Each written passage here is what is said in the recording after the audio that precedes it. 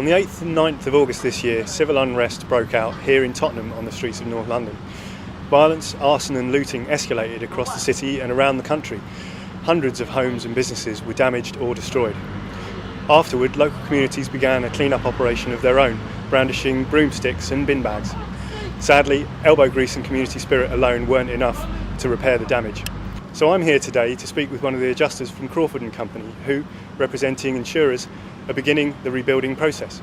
Adjusters like Tim Thompson have had to draw on all of their experience in dealing with property damage and business interruption claims. While initial estimates have yet to put a concrete figure on the total insured losses caused by the unrest, Crawford's teams have been called to action on several hundred claims, the bulk of which were valued between £100,000 to £1 million.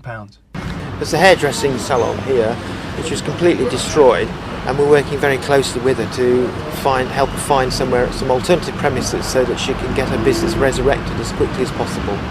Tim, what are the first steps in dealing with a claim like this? The first thing is we've got to get access to site, and that can take sometimes days because this would have been a crime scene, and so therefore once the fire brigade had put the fire out, the police would need to investigate and check whatever evidence they can find before the site would be released.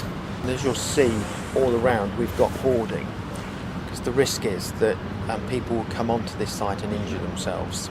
Moving on from there is to get the remains of the building and the contents of those premises removed from site as quickly as possible. And as you'll see, that process is going on at the moment, that they are demolishing the remaining structures in order to get themselves down to a cleared site. It's high profile within the police, the fire brigade, it's high profile within the insurance companies, and it's high profile within Crawford. And we treat it as such when we're dealing with claims of this type. Tim, it's fairly obvious that from the size of this building, more than one business and perhaps a few homes could have been affected by the loss. What kind of challenges does that present to you? The first thing is that for the people who've suffered the damage, it's an extremely traumatic experience for them as individuals, particularly if they witness what was going on. And the second thing is that inevitably, with a number of businesses in the same locality, people who probably know one another, they will discuss and swap ideas and compare and contrast the way that the claims have been dealt with. So you need to have a consistent approach.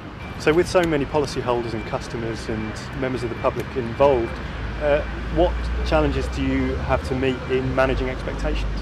Say for instance one of the shopkeepers here had only got 12 months cover and it takes 24 months to rebuild, then potentially they've got a problem because their cover will expire partway through the rebuilding period, and that could actually be fatal to their business. And so we would want to have conversations with them at the beginning about those issues and get them out up front so that we can actually start to manage expectations and see whether there are solutions to those issues. The insurance industry has had to deal with an unprecedented situation following these disturbances, but it's clear that insurers and companies like Crawford are doing everything they can to get customers back on their feet.